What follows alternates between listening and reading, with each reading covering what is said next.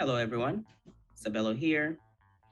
My presentation is about applying student development theories on student diversity issues in higher education.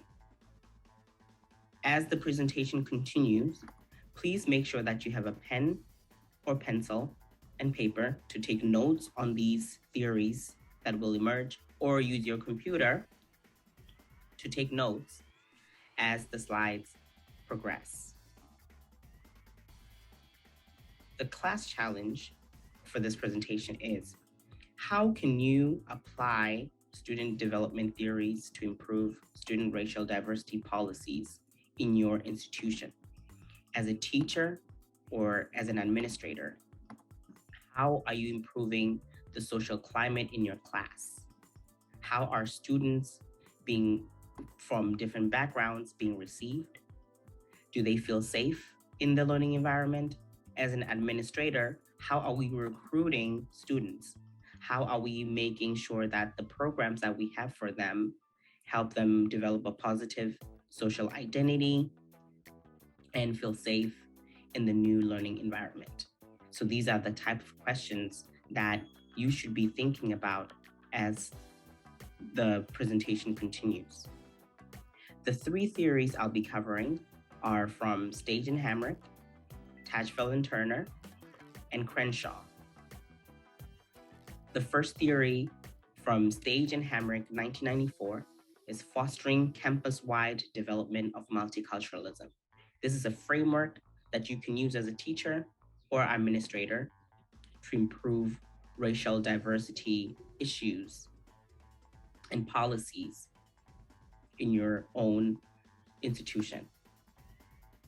The second theory is the social identity development theory by Tajfel and Turner, 1986. And then the third one is intersectionality, Crenshaw, 1991. The first theoretical framework is fostering campus development of multiculturalism by Stage and Hamrick. So if you think of fostering, how do you identify a need? How do you create steps, programs, strategies, and watch multiculturalism students develop positive thoughts, positive intuitions, positive perceptions about themselves and about the environment that they're in? The 8 approaches in this theory are sectioned in 2 main themes: the institution as a target of action and the individual as a target of action. Within the institution as a target of action, there should be planned actions that are explicit or implicit, responsive actions that are explicit or implicit. Individual target as a target of action is the same. The activities have to be planned, they have to be explicit, they have to be implicit. Your responsive action also has to be explicit or implicit. So based on what you do, what you say, for example, if you have a classroom policy on your syllabus, is it explicit? Is it implicit? Does it have a meaning outside what the words are saying? Or is it explicitly saying that if this doesn't happen, or if this happens, there are consequences for certain behaviors? So think about that. Administrators, faculty, and students must reaffirm commitment to multiculturalism, not only on negative incidents. This is a suggestion by Stage and Hamrick to foster campus-wide development of multiculturalism.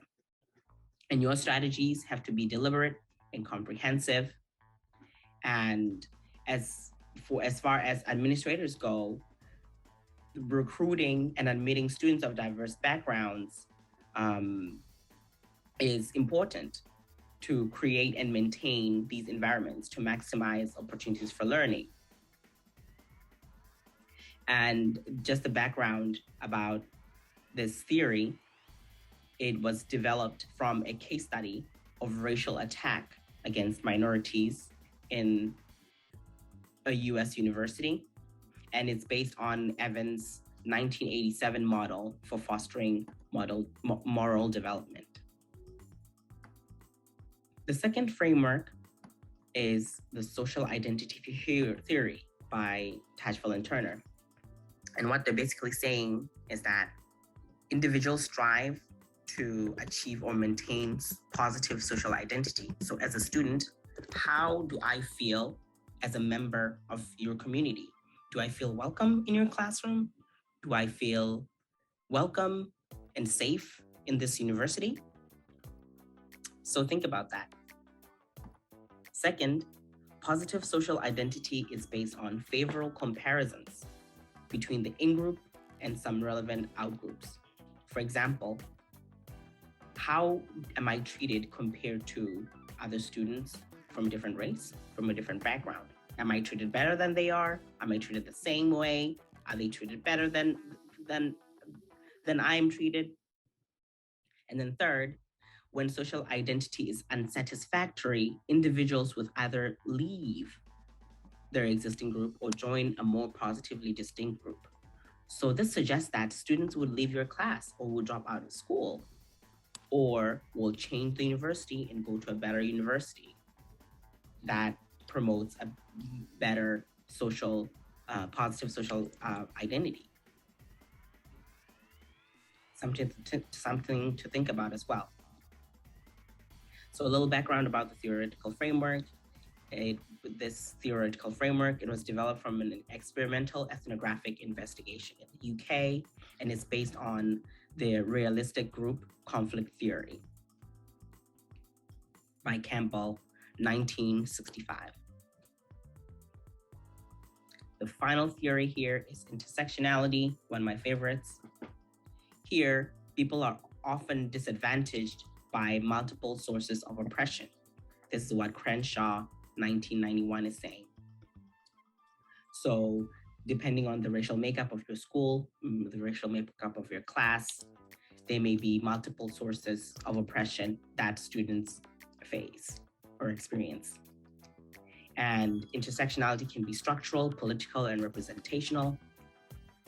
And this framework is actually used in multiple fields in leadership, law, politics, business, and education. A little background about this theory. It was a qualitative inquiry in grounded theory based on the critical race theory. So very great 3 frameworks to work and think about. To summarize here, social identity theory, the fostering campus-wide development of multiculturalism, and intersectionality are 3 theories that work together to help promote campus racial diversity. Now it's a time for you to pair up or in 3s, think about 2 or 3 ways that you can share with the classroom regarding how you could use either of these theories, 2 of these theories, or a combination of all of them to promote campus racial diversity in your classroom or in your school.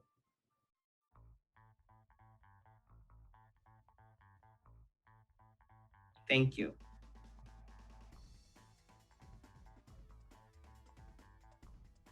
Thank you again. These are my references all the way from Bean to Tatchell and Turner. You can use them for your dissertations as well, or sharing with other teachers and administrators alike. Thank you.